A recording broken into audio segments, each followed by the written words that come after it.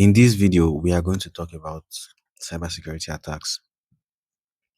Cyber attacks are the actions attackers take to exploit systems, steal data, disrupt services, or cause damage. Understanding how attacks work is critical because you can't defend against what you don't understand or what you can see. What is a cybersecurity attack? A cybersecurity attack is any deliberate attempt to gain unauthorized access to a system, network, or data. Attacks can be automated or manual, simple or highly sophisticated.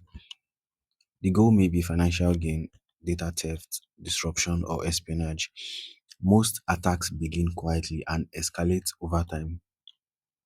So, a cybersecurity attack is a deliberate attempt to exploit vulnerabilities to steal data, disrupt systems, or gain control.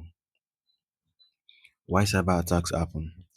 Cyber attacks happen because they are profitable, scalable, and often low risk for attackers. Attackers may be motivated by money, political goals, revenge, or curiosity. With automation, a single attacker can target thousands of systems at once, making cybercrime an attractive business. So, cyber attacks happen to make money. They use these attacks to steal data, they use it to disrupt operations. They also use them to gain power or influence over a system. The cyber attack circle. Most cyber attacks follow a pattern called the attack lifecycle. It starts with reconnaissance, where attackers gather information, then comes exploitation, followed by gaining access, maintaining persistence, and finally achieving their objective. Breaking this cycle early is key to defense. Phishing attacks. What are phishing attacks? Phishing attacks use deception to trick users into giving up sensitive information. They often appear as emails, messages, or websites that look legitimate. Think of a think of when you go to work on a Monday morning, because an attacker could not get into your system through the servers or anything, they send phishing emails. They send an email that makes it look like a legit organization. Everything is similar, the structures, the images, the appearance, everything is so similar to the original. And what do you do as someone who is ignorant of something like this? You click on a link provided in the email, which takes you to the attacker's designated website. So every password, every credentials you put in are logged down by the attacker. So you need to be careful of whatever email or suspicious links you find in your inbox. No matter how original they look, you need to confirm first before you click. So you look twice before you click. Once a user clicks a link or enters credentials, attackers can gain access easily. So phishing remains one of the most successful attack methods because it targets human trust. Malware attacks. Malware is a malicious software designed to harm systems or steal data. It includes virus. It includes viruses, worms, trojans, spyware, and keyloggers. Just like I mentioned in the last page for phishing attacks, they are most of the attackers use keyloggers where you input your credentials and they capture all that from their end and they use that to get into your system. So a malware can be delivered through email attachments, infected websites, or compromised software updates. Once you've installed it, it can operate silently in the background and you would not find out. So it infects systems to steal data or cause damage.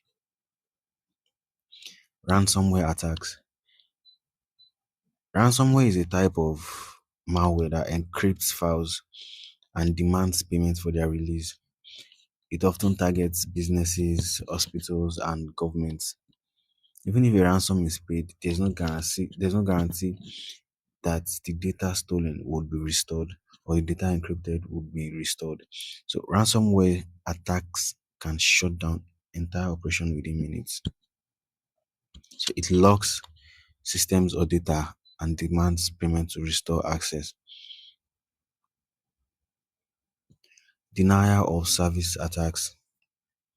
Denial of service or DOS attacks. It aims to make systems unavailable. Attackers will flood your servers or your networks with traffic until they crash or slow down. Let's take, for example, now the Nigerian NYSC website setup. Once it's time for a new batch or a new set to be deployed for registration, there's something that happens to their website. Overload. The website is flooded.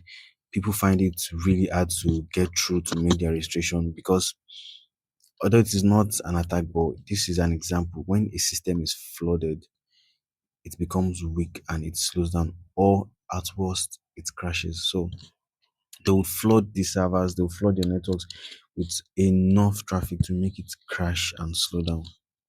So distributed denial of service attacks use thousands of compromised devices to overwhelm their targets. But the goal is disruption rather than data theft. These kind of attacks don't focus on stealing your data. They focus on slowing your service down. They focus on slowing your system down. Credential-based attacks. Credential-based attacks targets username and passwords. Examples include brute force attacks, credential stuffing, and password spraying. Attackers often reuse stolen credentials from previous breaches, weak or reused passwords, make these attacks highly effective. So whenever you're opening an account or on a server on anywhere you are going to be inputting your username and your password, always make sure your password is very, very unique and strong.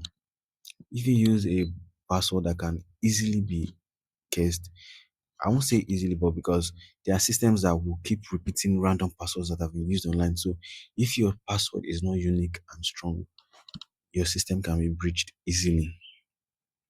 So weak credentials open doors instantly to cyber attacks. Insider attacks. Not all attacks come from outside. Employees or contractors can misuse access intentionally or accidentally. Insiders attacks come from people within an organization. They may be malicious or accidental because insiders already have access, which makes detection harder. Poor access controls and lack of monitoring increases insider risk. How do we prevent cyber attacks? Preventing cyber attacks requires layered security. This includes strong authentication, regular patching, user training, monitoring, and incident response planning.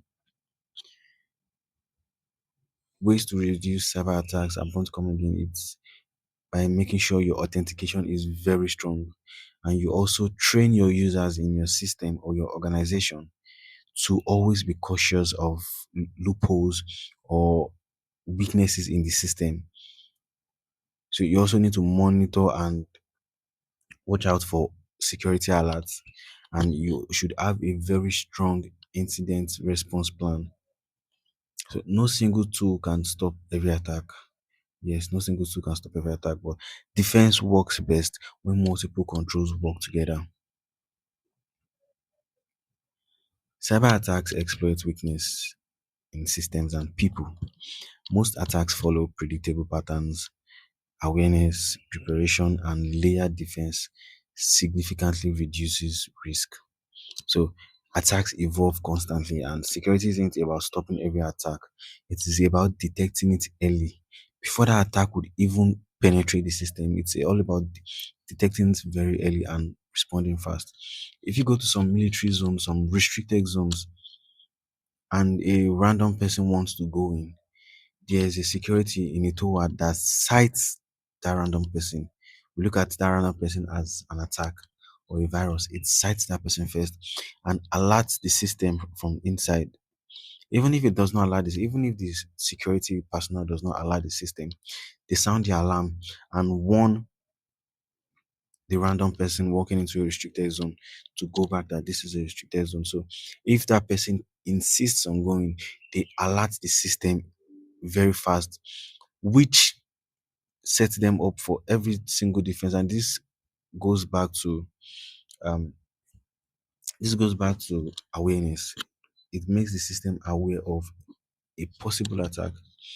So which kicks in the incident response plan. So all these things work together to form a very, very strong defense. So cyber attacks are currently evolving, but understanding them is the first step towards defense. If you found this video helpful, like and subscribe for more cybersecurity content. And as always, stay secure.